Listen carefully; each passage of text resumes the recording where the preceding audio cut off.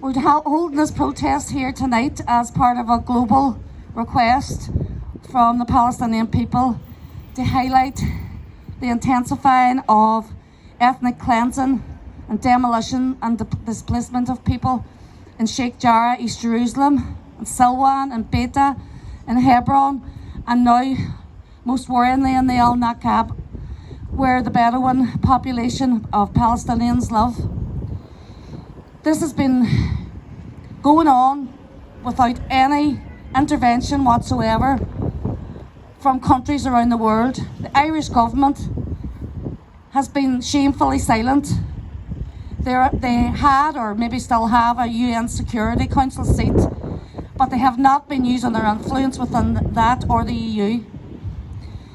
Along with that, Palestinian human rights organisations, 6 in particular, have now been criminalised by the Israeli government, both in East Jerusalem, Israel and the West Bank. This has an impact on them as individuals, their families, their security, harassment, being arrested, being physically assaulted, but also worldwide in terms of funding for human rights organisations. Just recently, the Dutch government pulled funding from Ademir. So, I just want to ask you, please, to do what you can on social media, if you're on social media, and please highlight what's going on, especially with the demolitions and the ethnic cleansing. Just last week, the Saliha family from Sheikh Jarrah, who also owned a garden nursery, 11 of them were left homeless in the cold of winter. People stood with them and tried to prevent Israeli forces from going in and destroying their home and their business. But the cowards came in the middle of the night after destroying their nursery and the plants and everything else that they had that they were making a living with. They came in the middle of the night while the family were asleep, pulled them out of their beds, arrested them, beat them up, and then destroyed the house and left them on the street. These are criminal acts.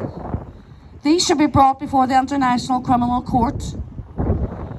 Unfortunately, at the minute, Israel enjoys the protection of America and also through the complicity of the EU and all our third states around the world.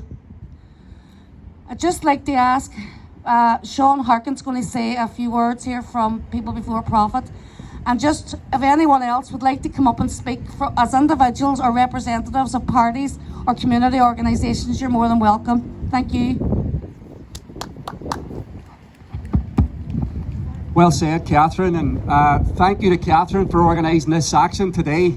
Catherine is unrelenting in building solidarity for Palestine, and it's great to see so many people here again tonight. This city is unrelenting in its solidarity for the struggle in Palestine as well. There's people here from Donegal, and it's they're at every protest that we organise here in Derry. Yesterday we marked International Holocaust Memorial Day.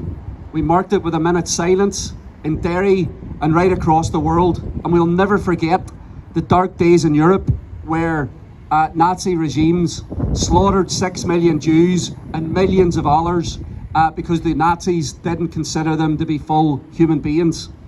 And it's very important that Derry stands in solidarity every year with International Holocaust Memorial Day.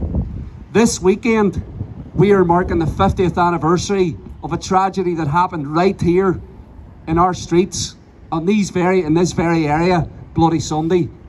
And there is, as everybody knows, a lot of events to mark this commemoration, and it's an ongoing struggle for the families who are continuing to demand justice and accountability for what happened. And while all that is happening, we are not going to forget what's happening in Palestine right now. Despite the protests all around the world against ethnic cleansing in Palestine, they are continuing and they are escalating. And we have to send a very strong message that we see what's happening, we're against it, and we will continue to speak out in solidarity with our Palestinian brothers and sisters. And fair play to Ireland, because as Catherine said, there are protests happening right across this island this weekend, Belfast yesterday, Derry today, and Dublin tomorrow. And I think that that's contribution from us is so important. Because of what happened here in the streets of Derry, 1972, we understand the importance of international solidarity. As we speak up for ourselves, we're not going to go quiet about what happens to other people around the world. And that's what we're doing. We're letting the Israeli state know, we are letting the American government know, we're letting the EU know, we're letting the British government know, and we're letting all those governments, including the Irish government, that are complicit in Israeli apartheid, we are letting them know that the opposition, that the movement in support of ending Israeli apartheid is going to get stronger, it's going to continue to grow, and we will not, no matter how they try to vilify this movement, how they try to criminalise the movement against apartheid, we will not stop. And this is a growing movement all across the world. More and more people now are standing up and joining the movement in solidarity with Palestine, saying, boycott Israeli apartheid. We need to end all relations with everything to do with apartheid Israel. And we will keep building that movement until we actually win, as we won with ending apartheid in South Africa. So that's what our job is. It's to kind of continue to build up the movement, to take action wherever it's possible, and to send that loud message of solidarity to Palestine from Derry, from Ireland, that we stand with them and we see what apartheid Israel is doing. Thank you. Thank you, Sean. Is there anybody else who would like to come up and say a few words before we wrap it up? No?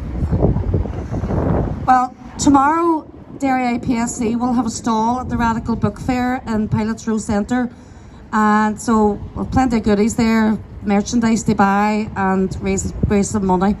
So hopefully I'll see some of you there tomorrow, and also over the weekend of events marking the Bloody Sunday 50th. Thank you everyone for coming.